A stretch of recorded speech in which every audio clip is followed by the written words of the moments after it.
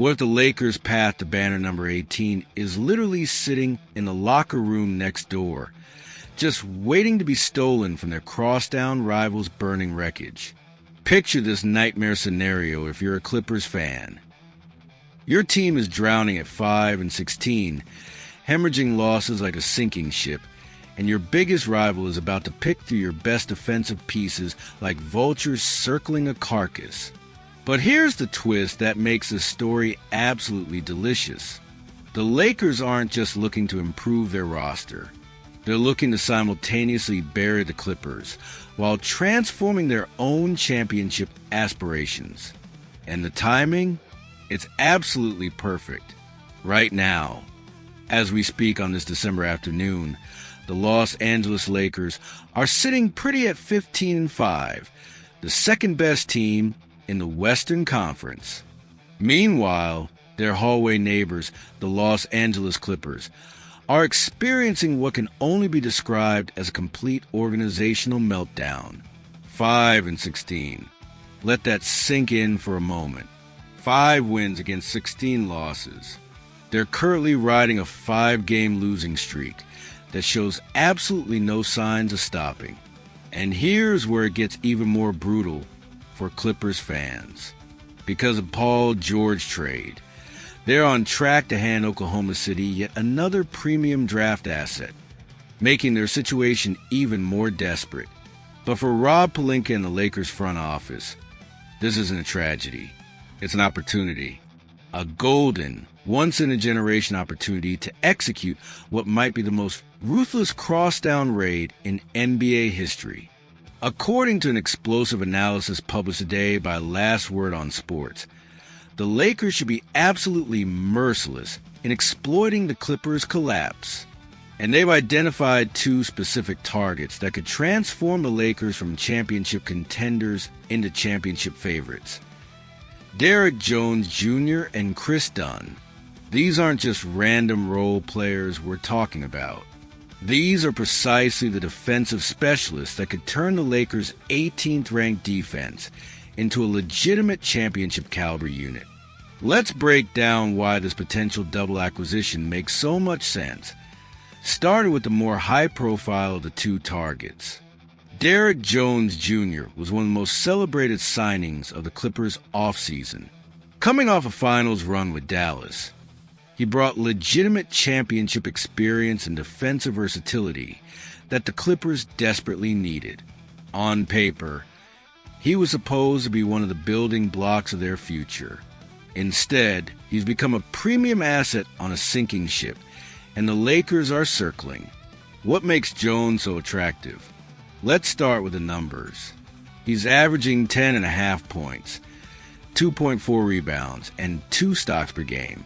Now, for those unfamiliar with the term, stocks is basketball analytics speak for combined steals plus blocks. It's a quick way to measure defensive impact, and Jones is delivering, but the numbers only tell part of the story. What Jones brings is something the Lakers desperately need: energy, wingspan, and versatile defense. Think about the Lakers' current defensive scheme. They're asking LeBron James, at 40 years old, to guard multiple positions every single night. They're hiding their offensive stars on defense, creating mismatches that elite teams exploit ruthlessly. Now imagine adding a player who can legitimately guard positions 1 through 4. Suddenly, LeBron can rest on defense. Suddenly, you can hide your offensive specialists on the weakest opposing player. Suddenly, the entire defensive ecosystem transforms. But here's where it gets even more interesting from a tactical standpoint. Jones isn't just a defender. He's an elite transition player and lob threat. Imagine him running the floor with LeBron James pushing the pace. Imagine him catching lobs from Austin Reeves. The offensive synergy would be spectacular, but it's really the defensive versatility that makes him invaluable. Now there's a catch, and it's a significant one. Jones is currently sidelined with an MCL sprain. He's expected to be out for approximately 1 month, with a re-evaluation schedule for mid-January. For most teams, this would be a red flag. For the Lakers, it's actually an opportunity. His injury has temporarily lowered his market value, creating a buy low scenario that Pelinka will be foolish not to explore. By the time the playoffs roll around, Jones would be fully healthy and integrated into the Lakers system. But if Jones represents versatility and athleticism, the second target represents something equally important: specialization at the highest level. Chris Dunn is not a household name. He's not going to sell jerseys or generate highlight reels.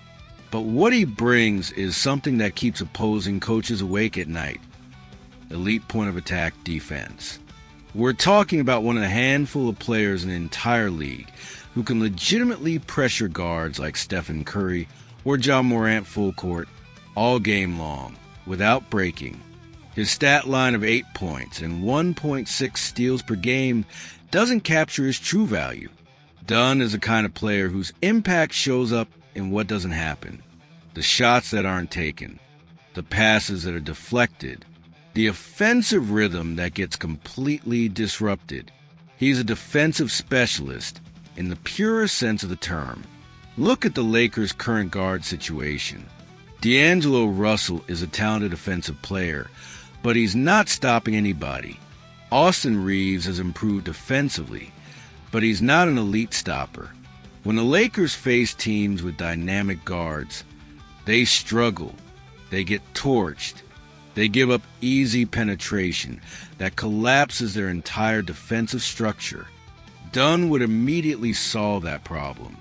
Imagine the Lakers in a playoff series against the Warriors.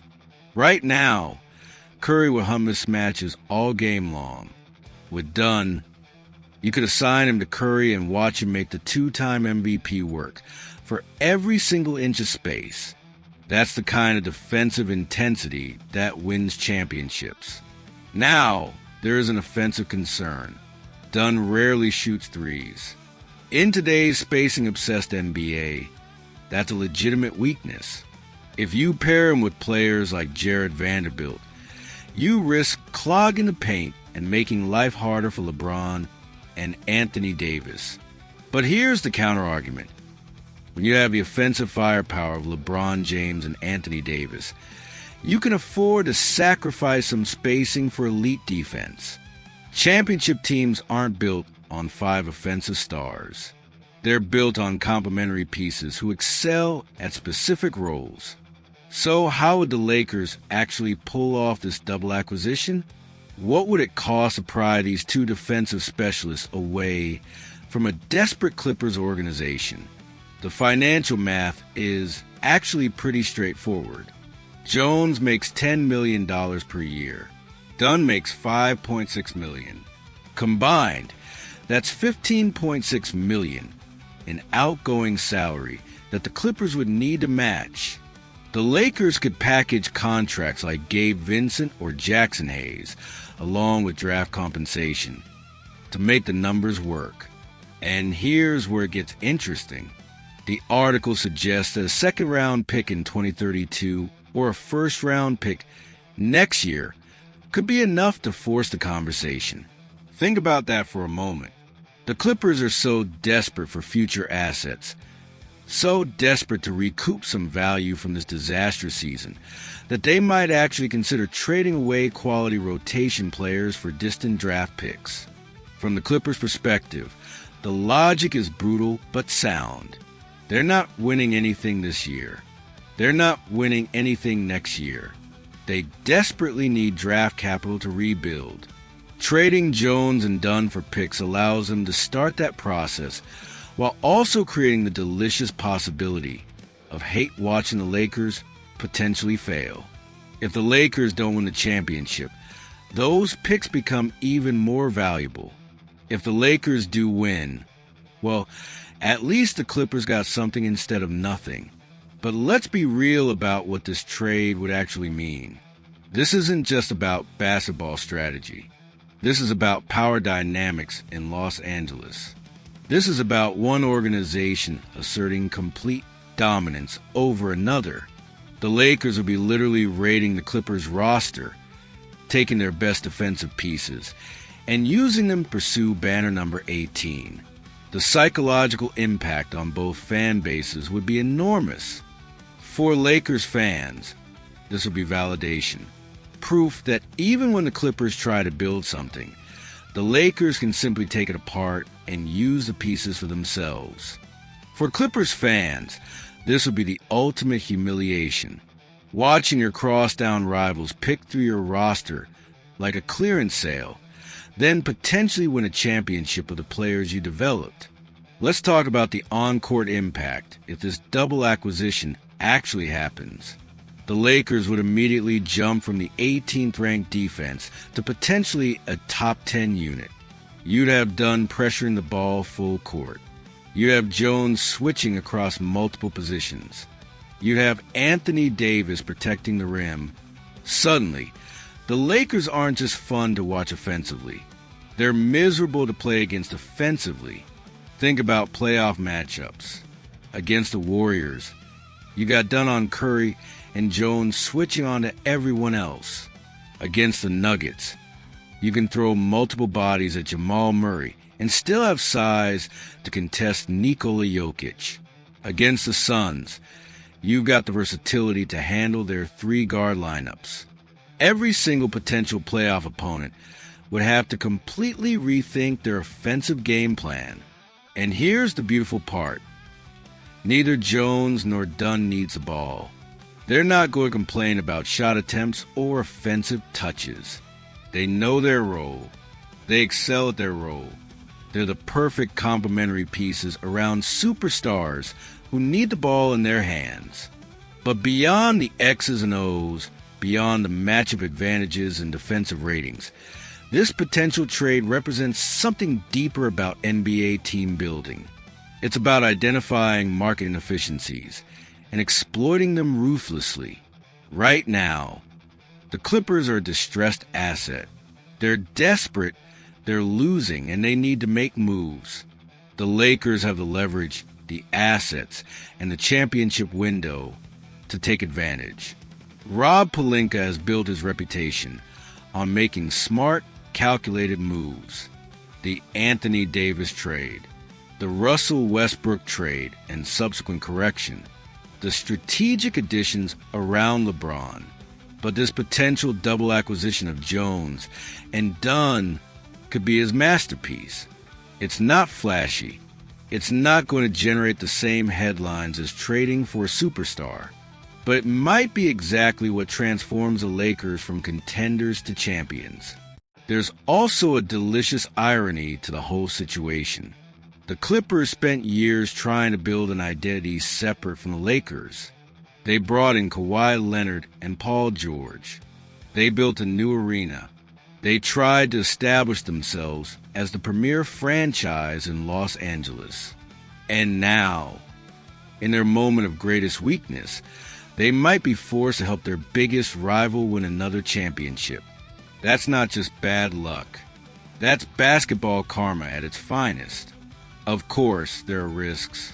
Jones' injury could be more serious than reported. Dunn's lack of shooting could create spacing issues. The chemistry might not click immediately. Draft picks, even distant ones, have value. But when you're the Lakers, when you have LeBron James and Anthony Davis in their championship window, you don't worry about distant draft picks. You worry about winning now. You worry about Banner 18.